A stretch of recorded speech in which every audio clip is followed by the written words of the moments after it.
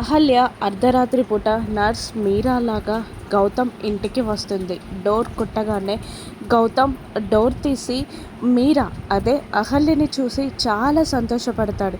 లోపలికి అడుగుపెట్టిన అహల్య బాబెక్కడున్నాడండి అని గౌతమ్ని అడగగానే పైనున్నాడు వెళ్ళండి అని గౌతమ్ చిన్నగా చెప్పగానే అహల్య పైకి వెళ్ళిపోతుంది. నర్స్ డెస్క్లో మీరాలా అహల్య రావడం నర్స్ మీరా రావడం, డోర్ కొట్టడం, గౌతమ్ డోర్ తీయడం, చాటు నుండి అతిథి అన్నీ గమనిస్తూనే ఉంటుంది. పైకి వెళ్ళిన అహల్యని చూస్తూ చాలా సంతోషంగా ఎగిరి గంతేస్తాడు గౌతమ్. ఆ తర్వాత డోర్ క్లోజ్ చేసొచ్చి పైకి వెళ్ళిపోతాడు గౌతమ్.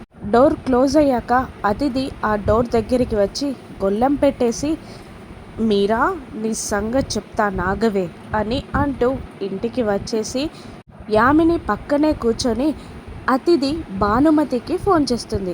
ఏంటతిథి ఈ టైంలో ఫోన్ చేశావు అని అంటూ ఉండగా అది ఆ బామ్మగారు మీ మనుమనికి తోడుగా ఉండడానికి ఆ నర్స్ మీరా ఇంటికి వచ్చింది. గౌతమ్ని వలలో వేసుకొని అది కూడా అహల్యలా గౌతమ్ని పెళ్లి చేసుకోవాలని చూస్తుంది అని అతిథి చెప్పగానే కోపంతో ఊగిపోతూ ఉంటుంది భానుమతి.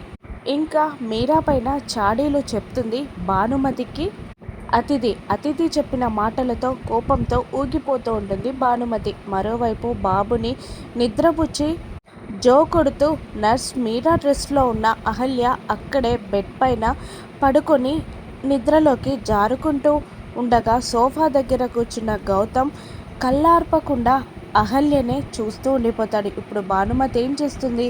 మీరాని తిడుతుందా? గౌతమ్ అడ్డుకోగలడా? అతిథి ప్లాన్ సక్సెస్ అవుతుందా? రాను ఎపిసోడ్స్లో చూద్దాం. Thank you for watching.